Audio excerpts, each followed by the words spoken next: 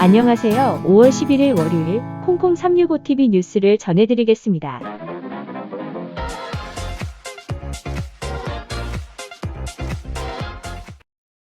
오늘부터 상파울루시에서 이부제 자동차 순번제가 실시됩니다. 오늘 11일은 홀수인 날이라 1357구로 끝나는 차량만 운행할 수 있으며 짝수는 벌금과 벌점을 받게 됩니다. 벌금은 130헤아이스이며 벌점은 4점입니다. 이번 이부제 자동차 순번제는 주말과 공휴일에도 적용됩니다. 단 매달 31일만 예외로 모든 차량이 운행 가능합니다. 이전 순번제에서는 해당되는 번호가 걸리는 날에 운행이 금지되었지만 이번에는 거꾸로입니다. 착오 없으시길 바랍니다.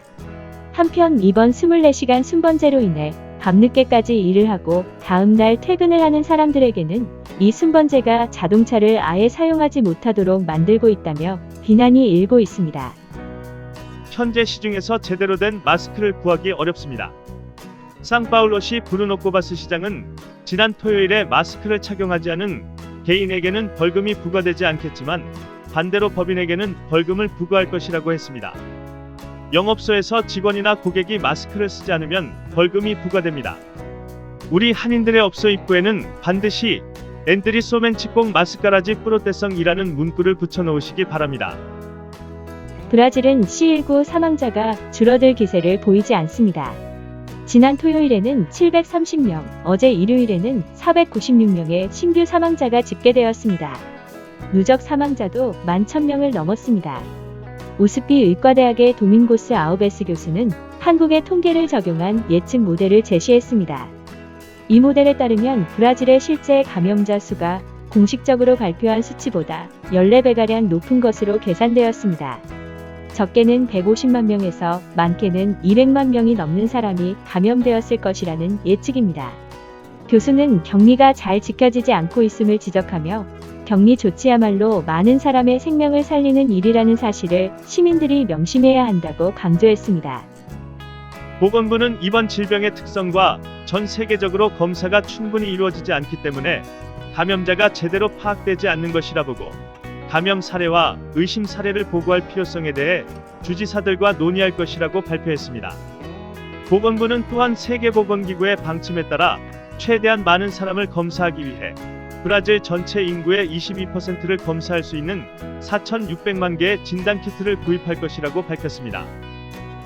어제 파라과이에서 브라질 입국자 22명이 C19 감염자로 획진 판정을 받아 격리에 들어갔습니다. 최근 확진자 중에 해외 입국자가 많이 발견되는 이유는 해외 입국자의 검사가 의무적으로 이루어지고 있기 때문이 아닌가 추측됩니다. C19로 인해 26,000명이 넘는 사람들이 사망한 스페인에서 사망자 발생률이 떨어지고 있습니다. 이달 3일까지만 해도 하루 평균 465명의 사망자가 발생했으나 현재는 하루 평균 179명으로 줄어들었습니다. 팬데믹이 발생한 지 2개월이 지난 프랑스도 현재 사망자는 하루 평균 70명으로 줄어들었습니다. 독일은 상가들의 영업을 재개한 후 C19 감염자와 사망자가 조금씩 상승하고 있습니다. 지난 토요일 집계로 브라질의 C19 사망자는 미국 77,180명, 영국 31,316명, 이탈리아 31,201명, 스페인 26,299명, 프랑스 26,233명에 이어 6위를 기록했습니다. 미국은 정확한 집계를 하는 나라에 속하지만 나머지 국가들은 공식 집계가 정확하지 않습니다. 그런 면에서 볼 때 전 세계 6위의 인구를 가진 브라질은 그만큼 사망자가 많을 수밖에 없는 상황이며 또한 빈민가의 인구 밀집도가 지나치게 커서 사망자가 갑자기 늘어난다고 의심되는 국가입니다. 그나마 다행히도 어제 일요일의 사망자가 전날보다 많이 줄었습니다. 어제 일요일 상파울로 가루자해변에서 많은 인파가 몰려 마스크도 없이 축구 시합을 관전하는 일이 발생해 시당국이 분노하고 있습니다. 히오데자네이로의 위우송 위제우 주지사도 격리를 5월 31일까지 연장했습니다. 히오주의 시장들에게 감염 확산 예방을 위한 제한적인 조치를 하라고 권고했습니다. 이 격리 조치는 오늘 관보에 게재됩니다. 어제 일요일 미국에서 콜롬비아의 아비앙카 항공이 파산 신청을 했습니다. 브라질 자동차 제조협회는 올해 4월 한 달 동안 자동차 생산량이 1957년 수준인 1800대로 그치면서 생산량이 무려 99.4%나 하락했다고 발표했습니다. 2013년 한때 한 달에 35만 대까지 생산하던 자동차 생산이 이번 C19 사태로 인해 생산량이 브라질 자동차 생산의 초기 시절로 돌아간 셈입니다. 올해 4월 디플레이션 수치는 0.31%를 기록했습니다. 1998년 8월 이후 최고였다고 합니다. 또한 연료 가격이 급격히 하락하면서 반대로 식품 가격이 상승하고 있다고 합니다. 한편 전문가들은 C19로 인한 미국의 육류 생산 위기로 인해 미국 내 육류 공급이 부족해지자 브라질 육류가 수출될 기회를 얻을 수 있을 것으로 기대하고 있습니다. 신의 선물로 알려진 말라리아 치료제 하이드록시클로로퀸의 치료 효과에 의문이 제기됐습니다. 미국의 뉴욕 병원에서는 한 달 넘는 기간 동안 C19에 대해 클로로퀸의 효과는 입증되지 않았다며 우리는 효과가 없다면 약을 쓰지 않는 편을 선호한다고 밝혔습니다. 현지 시간 6일 뉴욕타임스에 따르면 남미 등지에 주로 서식하는 동물 라마의 항체가 C19 감염증의 예방치료제로 사용될 수 있을 것이라는 연구 결과가 나왔습니다. 과학자들은 라마가 C19와의 싸움에서 중요한 역할을 할 것으로 기대하고 있습니다. 라마의 항체가 C19를 일으키는 바이러스를 중화시킬 수 있다는 게 연구진의 주장입니다. 벨기에 겐트 대학 연구진은 대학에서 라마 농장을 운영하고 있다고 하면서 이들이 기르는 4살짜리 초콜릿 빛깔의 라마인 윈터의 항체가 코로나 바이러스를 중화시킨 것이 실험을 통해 밝혀졌다고 발표했습니다.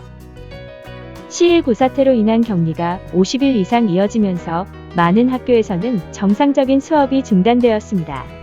전문가들은 많은 학교가 온라인 수업으로 전환을 했지만 상파울로 외곽에 있는 학생들에게는 원격 수업이란 꿈과 같은 일이라고 지적했습니다. 컴퓨터는 물론 아직도 종이와 연필이 부족한 교육 환경이 열악한 가정이 많이 존재하기 때문입니다. 이번 사태가 교육의 불평등을 심화시키는 요인으로 작용하고 있습니다. 한편 사립학교의 부모들 사이에서는 등록금을 하향 조정해달라는 운동이 일어나고 있습니다. 이번 C19 사태로 가장 피해가 큰 학생층 가운데 하나는 대부분의 입시 내용이 고등학교 2학년 때 주어지는 대입 준비반이라며 자녀들의 대입 시험을 앞에 둔 학부모들의 걱정도 이만저만이 아닙니다. 교포사회 소식입니다. 13세 이하 어린이용 마스크를 손수 제작해 매주 주말 무료로 배부하고 있는 최영만, 김진숙 부부의 아름다운 선행이 세 번째 이어지고 있습니다. 이 부부의 마스크 배부처로 이용하는 봉해지로 한인타운의 오뚜기 식품점의 입구에는 지난 토요일 교포들의 간절함이 담긴 코로나19 극복 메시지 보드가 등장해 눈길을 끌고 있습니다. 브라질의 C19 사태로 인한 격리령이 이번 달 31일까지 연장된 가운데 어린 자녀를 둔 교포 부모들과 일반인들이 남긴 간절한 내용의 메시지가 보는 이들에게 감동과 위안이 되고 있습니다. 한브네트가 상파울루시 보건소와 경찰서에 안면 보호대를 전달하기 위한 캠페인을 시작합니다.